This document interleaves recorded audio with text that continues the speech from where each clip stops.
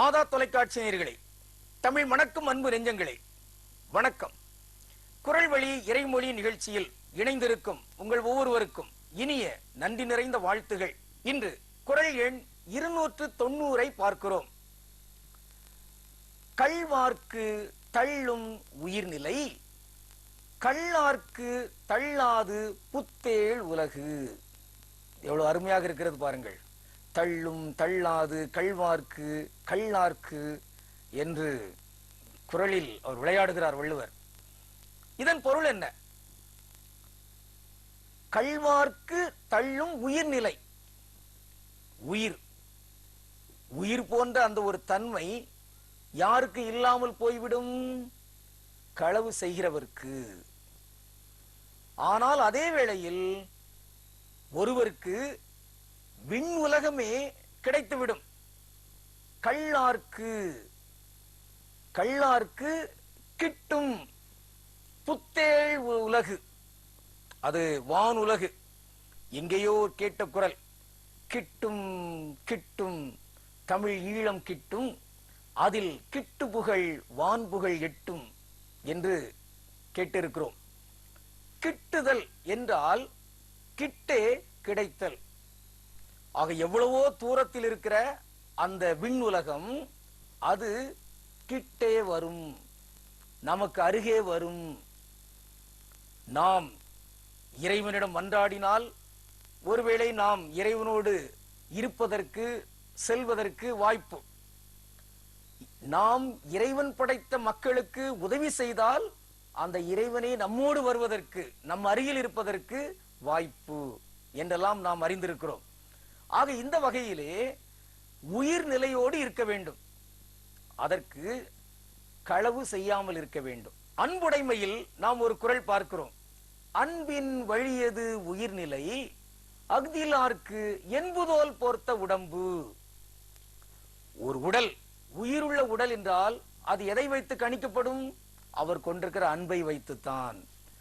இந்த அன்புக்கு இணையாக எது வைக்கப்படுகிறது என்றால் கள்ளாமை. ஒருவர் களவு செய்யாமல் இருந்தாலே அது எதற்கு சமம்? அவர் அன்பு செய்வதற்கு சமம். ஆக அன்பில் மூவகை உண்டு. அது அன்பர்களை அன்பு செய்தல், அயலாரை அன்பு செய்தல், பகைவர்களையும் அன்பு செய்தல்.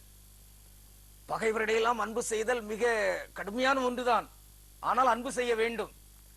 இப்படி அன்பு செய்கின்ற அந்த செயல் இருக்கிறது பாருங்கள். பகைவரை, அயலாரை, அன்பரை இவர்களையெல்லாம் அன்பு செய்கின்ற அந்த செயல் எதற்கு சமமானதாக இங்கு கருதப்படுகிறது என்றால் களவு செய்யாமை. எவ்வளவு எளிய வழி!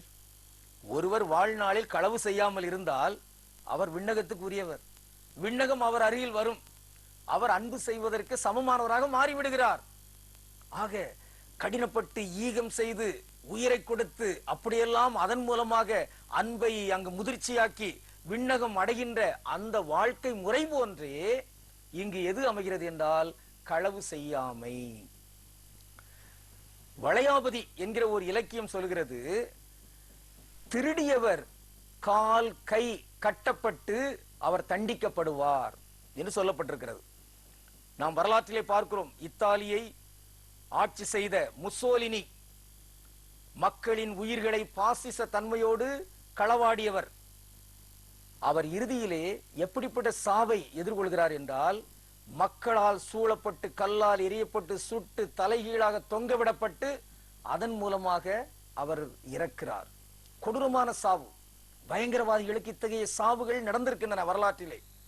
களவு செய்கிறவர்கள் இத்தகைய துன்பத்தை அடைவதற்கு நேரிடும்.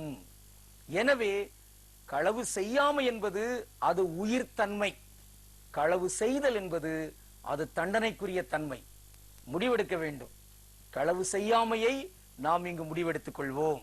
1 கொரிந்தியர் 6:10 என்ற பகுதியிலே பவுல் எழுதுகிறார், திருடர், பேராசையுடையோர், மது அருந்துகிறவர், பழி தூற்றுவோர், கொள்ளையடிப்போர் இவர்களெல்லாம் இறை ஆட்சிக்கு உரியவர்கள் ஆக மாட்டார்கள். இந்த செய்தியிலே 3 இந்த களவு தொடர்பாகவே வருகிறது. திருடர், பேராசையுடையோர், கொள்ளையடிப்போர். நிறுத்திக் கொள்வோம், திருத்திக் கொள்வோம். இந்த சமூகத்தையும் திருத்துவதற்கான முயற்சி மேற்கொள்வோம் என்ற உறுதிப்பாட்டோடு மீண்டும் ஒருமுறை இன்றைய குறளை இணைந்து சொல்வதற்கு முயல்வோம். கள்வார்க்கு தள்ளும் உயிர்நிலை, கள்ளார்க்கு தள்ளாது புத்தேள் உலகு. இறைவனுக்கு திருவுளமானால் மீண்டும் நாளை குறள்வழி இறைமொழி நிகழ்ச்சியில் இணைவோம். நன்றி, வணக்கம்.